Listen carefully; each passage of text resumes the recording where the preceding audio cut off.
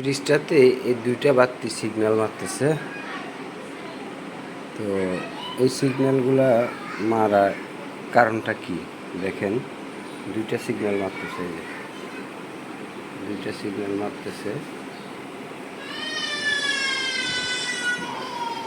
দেখেন এই দুইটা সিগন্যাল মারতেছে, কিন্তু ভিতরে কোনো ঠান্ডা হয় না। এই যে ভিতরে কোনো ঠান্ডা নাই, সবই নর্মাল। এই যে নর্মাল, এই যে সামান্য একটু বরফ আছে, তাও অ্যাকুরেটভাবে বরফ হয়নি। এই হলো সমস্যা। নর্মালে করলে কোনো ঠান্ডাই হয় না, নর্মালে কিছু রাখলে নষ্ট হয়ে যায়। তো এখন আসছি ফ্রিজটা দেখার জন্য। এখন দেখবো যে মূলত ফ্রিজটার কী প্রবলেম হয়েছে।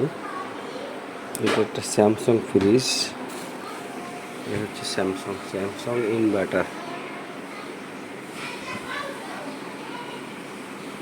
সবাই কমেন্ট করে একটু দয়া করে বলবেন যে এই দুইটা বাতি সিগন্যাল দিলে কী ধরনের সমস্যা হয়, কী কারণে এই দুইটা বাতি সিগন্যাল দেয়, আর অন্য কোনো কিছু কাজ করে না।